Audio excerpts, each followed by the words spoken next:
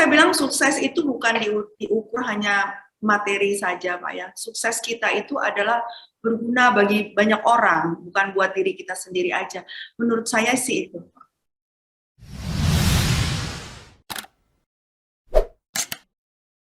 Bu, Ibu mesti ini juga ada mungkin tip-tip ya supaya para ini apa milenial atau UMKM yang di bidang kuliner, terutama para womanpreneur ini juga bisa berkembang. Itu apa sih? Mungkin Ibu bisa sharing-sharing juga. Saya pikir kita harus tetap semangat, teruskan bekerja setia, fokus dan jujur gitu. Kadang-kadang belum sampai pada waktunya. Kadang-kadang saya percaya waktunya Tuhan itu waktu yang paling baik. Kadang-kadang kita berasa kok belum juga, gue udah kerja segini tapi kok belum capai hasilnya. Saya suka bilang kita harus setia dan fokus pada kerjaan kita. Pasti ada waktunya Tuhan. Dan itu nggak waktu tiba waktunya itu kita sendiri terkagum-kagum gitu, luar biasa bisa sampai seperti itu. Jadi saya pikir kita harus tetap semangat, tetap setia pada kerjaan. Jangan pernah menyerah, jangan pernah berpikir saya ini apa sih gitu. Kadang-kadang kan gitu.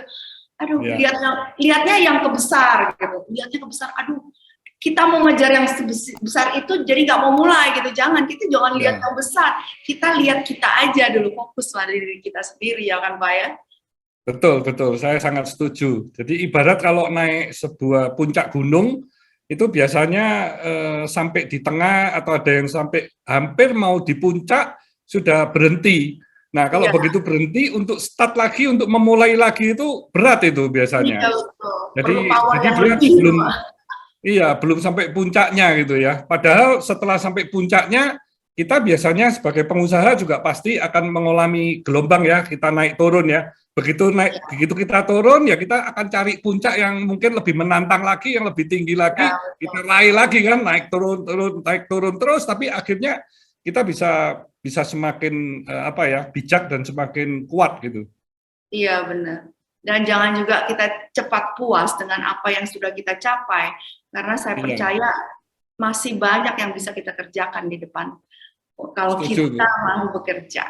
Gitu. Kadang-kadang kita udah enak di comfort zone, udahlah segini-gini aja, nggak mau maju lagi. Gitu. Banyak seperti itu kan Pak, jangan sampai seperti itu. Iya, terutama kalau sudah usia mendekati, sudah di atas 50 ya, biasanya udahlah saya mau santai, mau comfort zone, ada yang mau pensiun, ya saya ngomong wow, kalau sudah pensiun, saya dengar kata pensiun ya, wah ini nanti you punya ini pemikiran segala, kalau turun terus itu bahaya itu. Karena pensiun itu kan saya bisa artikan pasti mengurangi segala macam kegiatan atau bahkan tidak mengerjakan kegiatan-kegiatan yang sebelumnya dikerjakan kan. Terus maunya santai, mau rileks, mau tidur gitu aja. Itu paling nyamannya cuma 2 minggu aja ya. Iya, dan saya pikir itu nggak enak kan Pak ya. Nggak enak. Iya. Nah Bu, kalau UMKM ini kan memiliki peran yang sangat besar kepada perekonomian negara ya. Nah, sebagian besar UMKM ini kan memang wanita juga. Nah, menurut dari Ibu ini fasilitas apa ya yang perlu disupport, diberikan agar para wanita ini juga bisa memberi impact yang lebih luas ya atau lebih besar? Dari setahun yang lalu saya ini ke Bali, waktu itu saya ada masalah, saya ke Bali tadinya untuk menenangkan diri sebenarnya Pak ya, tapi lihat keadaan Bali yang begitu terpuruk, semua tutup, semua close, semua dijual, semua disewakan, hati saya kayaknya teriris, aduh sedih banget, saya punya masalah, orang lain lebih punya masalah gitu. Nah di situ kita buat film dokumenter di Bali mengenai UMKM di Bali, lalu mengenai para wisata, FMD dan lain-lain. Dan saya bekerja sama dengan Benih Baik dan Adventure, kita galang dana. Jadi cari dana untuk disalurkan kepada UMKM di Bali waktu itu. Tapi yang pertanyaan Bapak seperti itu, saya pikir kita harus lebih memberi pelatihan, lebih memberi knowledge kepada ibu-ibu bahwa mereka itu bisa bikin sesuatu produk, bisa menghasilkan suatu produk gitu. Dan itu sudah saya lakukan juga beberapa pendekatan kepada UMKM, kurasi mereka juga, dan kadang-kadang mereka bisa mengerjakannya, cuman kurang punya selera aja kan Pak. Jadi kita ajarkan sebaiknya supaya diterima dunia maksudnya lebih masyarakat lebih baik, bahwa bikin kualitas lebih baik, penampilan lebih baik dan lain. Jadi knowledge mereka lebih dibantulah dengan pelatihan-pelatihan. Dan pemasarannya juga perlu kita bantu. Iya, setuju sekali. Ini Ibu ini sangat luar biasa ini ya. Di tengah ingin relax, ingin di Bali, tapi melihat ada yang perlu dibantu, yang perlu disupport, Ibu tetap melakukannya gitu ya. Jangan lihat masalah kita, masalah orang lain lebih berat lagi. Lihat berkat kita yang kita terima jadinya Pak. Jadi temuin banyak UMKM di Bali itu. Tapi saya sangat-sangat berbesar hati karena mereka tuh punya semangat. Mereka bilang, ini nggak selamanya, kita percaya ini nggak selamanya, kita percaya ini akan kembali lagi. Ya. Dan kemarin sudah ada kabar baik ya. Jadi tanggal 7 Maret ini kan sudah dibuka untuk beberapa negara asing yang ke Bali, sudah nggak perlu karantina lagi kan ya. Jadi semoga ini nanti awal ya dari Bali, nanti juga bisa ke kota-kota yang lain juga. Ya betul Pak. Betul. Iya. Ibu sebagai wanita kan memiliki jiwa kesenian yang tinggi ya. Nah, apa sih arti kreativitas dalam hidupnya Ibu gitu ya? Gimana cara Ibu mengasahnya terus gitu? Ini hobinya ini kan semuanya ini di dunia kreatif semua nih. Saya pikir itu sejalan Pak, kalau kita bisa melukis pasti kita bisa matung, kasih kita masak. Semua itu sejalan karena seni itu sejalan ya. Jadi saya pikir selama kita bisa berpikir dan berpikir positif, pasti kreativitas itu timbul terus gitu Pak. Saya juga kadang-kadang bingung. Dalam tidur saya besok paginya saya pikir, saya harus bikin ini, harus bikin ini. Dan saya melihat sesuatu, wah saya pasti bisa bikin ini. Bukannya saya pengen beli. Kalau saya dulu diajak keluar negeri, umpamanya saya pergi ke tempat-tempat, bukan lihat sesuatu barang yang branded, enggak, saya lihat hasil karya lokal mereka. Terus saya pikir, saya juga bisa bikin. Dan sampai di sini betul saya bikin, Pak. Wow. Hobi juga sih, jadi memang itu passion. Loh, jadi Ibu juga ini ada melukis atau membuat patung itu apa juga dikomersilkan ya? Iya, lukisan saya jual 4 tahun lalu saya ada pameran tunggal. Sampai sekarang juga kalau saya udah coret-coret di Instagram itu orang udah langsung tanya, itu buat saya gitu Pak. Wow. Iya. Bisa lihat di belakangnya, nggak kelihatan ya, ada lukisan saya juga. Oh iya, itu lukisan apa? Burung ya? Burung Mbak, burung gereja. Oke. Kalau patung apa Bu yang Ibu? Patung kebanyakan women's temanya perempuan, boleh nggak? Besar atau kecil Bu biasa ukurannya? Masih kecil-kecil Pak, belum bisa ya? penuh arti. Patung-patung saya itu bercerita gitu. Jadi ada ceritanya lah. Ini seperti ini patung saya satu ini. Ini patung wanita. Patung wanita. Wow. Patung wanita ini hatinya bolong, bakal lebat. Wow. Jadi kalau saya ingin menyampaikan, jangan berikan hatimu seluruhnya kepada orang, karena hatimu, maka dadamu akan bolong nanti. Iya. Gitu, Pak. Oh, dari kayu ya Bu ya? Dari kayu ya? Ini dari resin. Jadi saya buat dari tanah liat, lalu saya buat cetakannya. Nah, kita bisa cetak dari ke emas, perak dan lain-lain. Kalau ini ke resin. Gitu. Ibu nyetaknya biasanya berapa banyak? Cetaknya cuma dua aja Pak. Wow. Jadi setiap model tuh saya cetaknya terbatas dua. Berarti very limited ya? Iya. Saya biasanya yang ikut lelang di Christie itu mereka itu ada satu seniman dari Taiwan itu selalu mencetaknya itu 8. Iya, 8 ya Pak. Biasanya 8. Gitu ada di nomerin ya. Iya. Karena saya belum terlalu fokus untuk jual patung. Kalau lukisan iya, orang udah tahu. Kalau patung belum terlalu saya komersilkan. Jadi makanya saya cetak sedikit-sedikit. Ini ada satu lagi saya buat, ini Women Support Women, Pak. Ini judulnya Women Support Women. Ini Wow, perempuan bergandeng tangan. keren.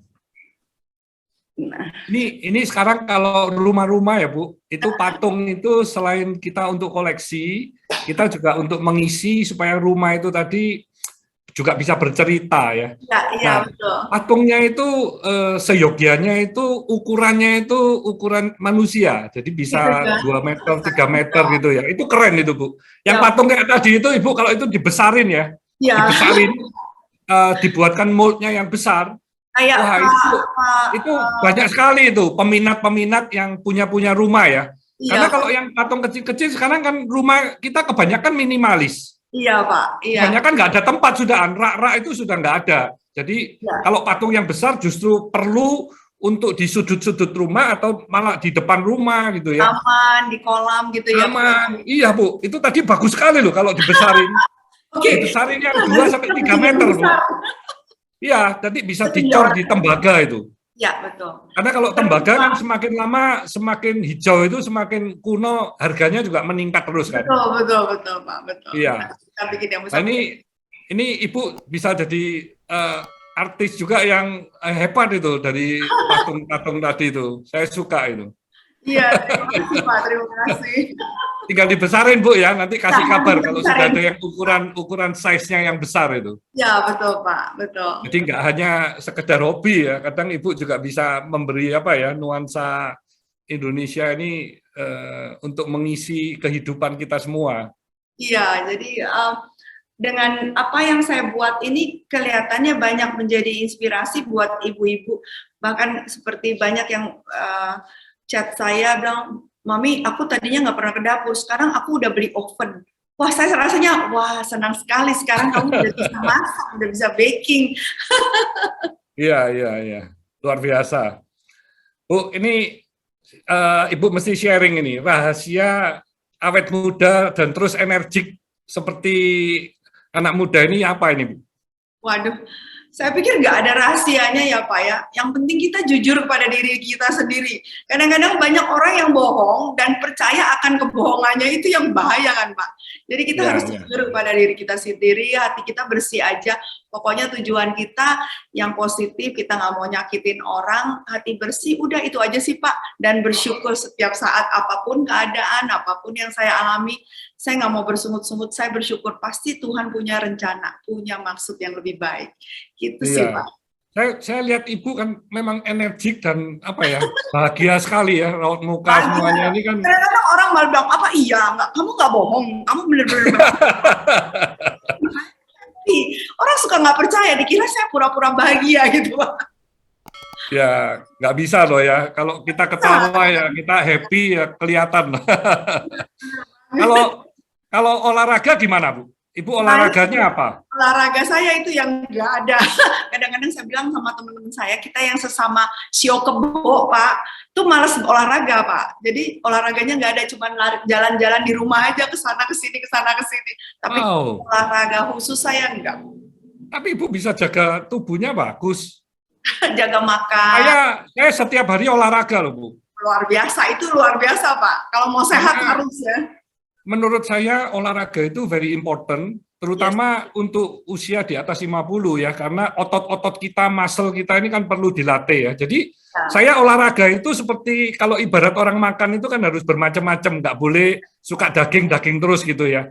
Jadi olahraga saya juga macam-macam. Saya mulai renang, terus saya nge-gym, saya yoga, terus saya meditasi, kadang untuk menenangkan ya pikiran kita, meditasi 1 jam kan, nggak boleh gerak itu ya. Terus kalau cross trainer, jadi saya ganti-ganti terus saya. Jadi makanya Bapak kelihatan muda banget Pak. Iya, karena supaya apa ya, kita tubuhnya kuat kan memang harus bayar sesuatu ya. Kalau saya meditasi, kalau kita melukis, masak, itu sudah seperti meditasi sih Pak. Waktu kita melukis itu kan sebenarnya mengosongkan pikiran kita khusus untuk konsentrasi melukis, itu saya pikir udah seperti meditasi juga sih Pak. Jadi semua problem, semua kesusahan, pikiran semua lupa. Tercurahkan kepada hasil karya seni Ibu itu tadi ya. Bu, kalau menurut Ibu arti sebuah kesuksesan itu apa? Kalau saya bilang sukses itu bukan diukur hanya materi saja, Pak ya. Sukses kita itu adalah berguna bagi banyak orang, bukan buat diri kita sendiri aja. Menurut saya sih itu. Ya, setuju. Memang kita nggak bisa bohong bahwa uang adalah yang utama, kita penting, tapi perlu. Tapi di lain itu kalau punya banyak uang tapi kita nggak bisa membahagiakan orang di sekeliling kita, untuk apa juga gitu, nggak dibawa mati juga gitu loh Pak. Ya, ya. Kalau paradigma yang lama itu kan orang harus bekerja keras, bekerja smart, supaya dia bisa sukses. Setelah sukses, dia akan meraih kebahagiaan. Enggak, Ya kan? Paradigma yang lama itu kan seperti itu, Bu ya. Betul, Jadi Pak. kalau kerjanya keras, smart, terus habis itu sukses, terus itu bahagia gitu. Nah, kalau menurut Ibu gimana tadi? Saya kira nggak gitu Pak. Kita kerja keras, sukses, banyak simpenan, Uang, banyak kita, uang. terus di saat kita nggak bisa apa-apa, yang menikmati anak cucu kita. Kita nggak tahu. Kalau kita tidak didik mereka dengan benar, nanti habis dengan percuma juga. Saya kemarin ada baca generasi pertama yang berhasil, generasi kedua penikmat, generasi ketiga penghancur. Jangan sampai Pak seperti itu ya Pak ya. Kalau yang benar itu harusnya kita hidup ya harus bahagia dulu ya.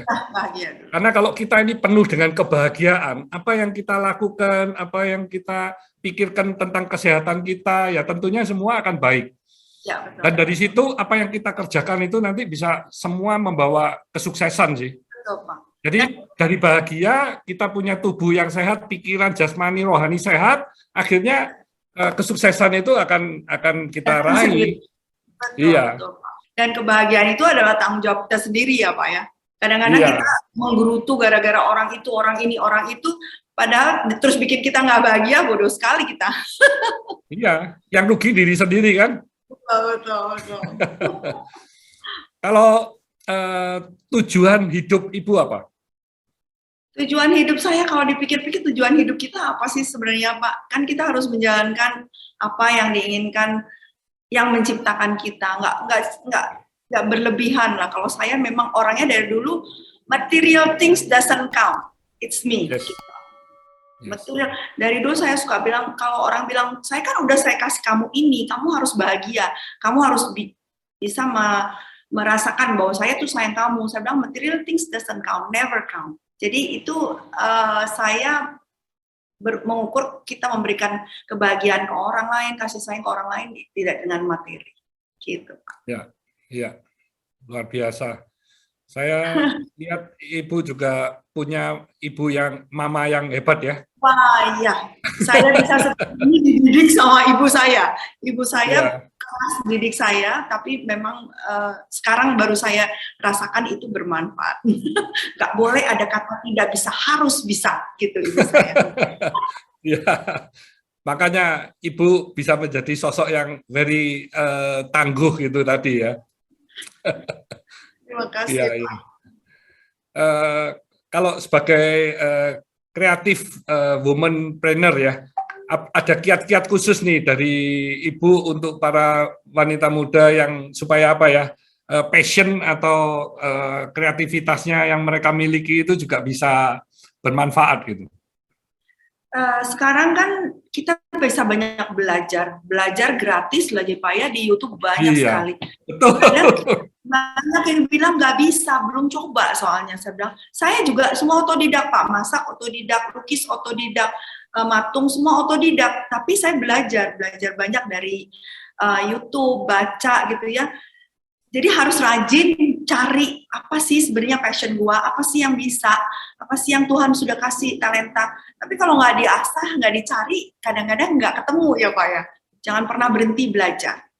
Iya. Masa saya udah umur segini, apalagi yang muda-muda, apalagi kita aja mau belajar, yang muda-muda harus banyak belajar. Bukan berarti kalau kita sudah sekolahnya tinggi, nggak perlu masak, umpamanya masak itu kan sesuatu yang sangat basic ya. Jadi pasti bisa, semua pasti bisa. Ya. Nah, ini kalau tips Ibu dalam membagi waktu itu gimana, Bu? Waktu kalau memang untuk keluarga ataupun untuk usaha, gimana cara untuk Ibu sendiri mungkin ya, waktu untuk Ibu sendiri itu gimana cara baginya? Uh, saya pikir kalau sekarang ya memang mesti dibagi. Kalau dulu kan karena kita lakukan semuanya dengan sukacita untuk keluarga. Kalau saya menetapkan diri saya ini saya sebagai pelayan keluarga, pelayan. Jadi kalau pelayan apa sih ya harus melayani gitu kan. Jadi nggak ada terasa terbebanin. Tapi kalau seperti sekarang memang harus diatur karena sudah banyak jadwal-jadwal itu udah ada asisten yang mengatur jadwal-jadwal saya, tapi saya juga nggak terasa terganggu juga sih Pak dengan jadwal yang dibuatkan mereka gitu, happy Ya. aja. Ya, jadi semua apa yang akan dikerjakan sudah direncanakan semua ya Bu ya. Iya Pak, betul. Iya, iya. Cuman memang betul kalau tadi bilang diajak podcast sama Bapak, saya kaget loh, waduh saya ini minder nih. Enggak lah. Sayang, terima kasih nih. Terima kasih atas Pak. waktunya. Ya, Ya. baik. Terima kasih nih Ibu Desile ya atas sharing-sharing Ibu, di mana di usia Ibu yang sudah di atas 50 ini memulai sebuah usaha bisnis Mami Toko yang pertumbuhannya bagus sekali, dan ini juga punya tujuan yang mulia ya, tidak semata-mata hanya orientasi uang saja. Jadi ini tentunya bisa memberi inspirasi yang sangat baik bagi para wanita khususnya di Indonesia untuk menjadi womanpreneur yang sukses ya. Thank you. Stay humble, stay positive, stay on fire. Terima kasih.